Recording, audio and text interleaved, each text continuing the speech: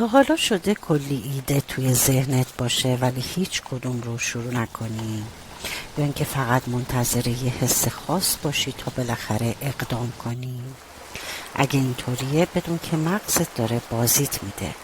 توی این ویدیو با کمک علم نوروساینس میخوام نشونت بدم چطور مغزت رو تربیت کنی تا عملگرا بشه و فقط در 3 دقیقه مسیرت رو عوض کنی. مغز انسان برای شروع کردن کارها ساخته نشده، بلکه برای زنده ماندن و بقا ساخته شده. همچنین مغز انسان از هر چیزی که نتیجهش معلوم نباشه فرار و دوری میکنه. میخوایم به این سوال پاسخ بدیم که چرا مغز انسان قبل از شروع در اغلب موارد اون رو متوقف میکنه. مغز قبل از اینکه هر کاری رو بخوایم انجام بدیم یک اسکن طبیعی انجام میده. اگه قطعیت رو در خروجی نبینه نمیگذاره بعد از این اسکن حرکت کنیم. اگه حس کنه این مسیر انرژی زیادی صرف میکنه، یا اگه حس کنه این مسیر با پیچیدگی همراهه، اگه حس کنه در این مسیر قطعیت وجود نداره، یا اگه حس کنه در این مسیر باید کارهای زیادی انجام بدی. در این حالت سیستم تهدیدش به جای سیستم پاداش فعال میشه. وقتی سیستم تهدید یا DMN بیش از حد فعال میشه و تصویرسازی از شکست شروع میشه، در واقع قبل از اینکه شروع کنیم شکست خوردیم، زیرا نمیتونیم اقدام کنیم. در واقع مغز در حالت پیشبینی شکست قرار میگیره قبل از اینکه حتی کاری انجام بشه و در نتیجه قدم بعدی رو بلاک میکنه.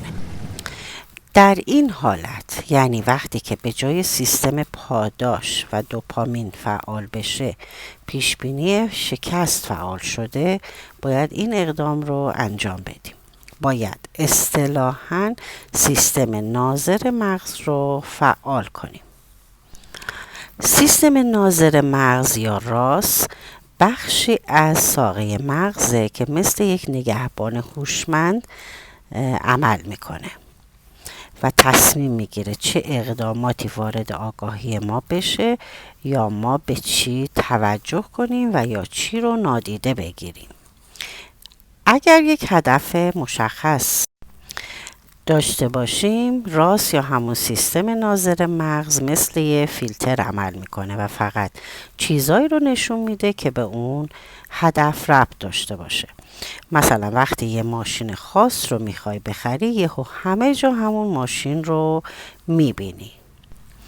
و اگه بلد باشی چطور با راس کار کنی، میتونی مغزت رو طوری تربیت کنی که فقط مسیر اقدام رو ببینه. برای فعال کردن سیستم راس لازمه که مراحل زیر رو طی کنیم. 1. هدف روشن. با یک هدف مشخص و قابل مشاهده شروع کن. به زبان ساده دقیقاً بگو چی میخوای و چرا. 2. نشانه گذاری محیط. یک نماد یا تصویر از هدفت در دید روزانه‌ات قرار بده. هر بار دیدیش به هدفت یادآوری کن. 3. تصویرسازی روزانه. 30 تا 60 ثانیه چشماتو ببند، خودت رو در حال اقدام ببین. فقط صحنه شروع کوچک امروز رو تجسم کن. 4. فوکوس با تکرار. یک جمله کوتاه و عملی رو 3 بار با صدای آهسته بگو. امروز یک قدم کوچک برمیدارم. قدم مشخص رو تو دلت بگو. 5. اقدام 60 ثانیه‌ای. فوراً یک کار بسیار کوچک انجام بده زیر 1 دقیقه. راست با عمل فوری مسیر مرتبط رو برجسته تر میکنه. اگه تا اینجا اومدی یعنی مغزت آماده یه تغییر جدیده. حالا وقتشه که فقط یک قدم کوچیک برداری، همین امروز. اگه این ویدیو برات مفید بود سابسکرایب کن تا با هم مسیر عملگرای مغز رو ادامه بدیم. یادت نره مغزت منتظر اقدام توه، نه انگیزه. یعنی تو برای پیشرفت هیچ نیازی به انگیزه نداری، فقط کافیه عملکرد صحیح مغزت رو آموزش ببینی.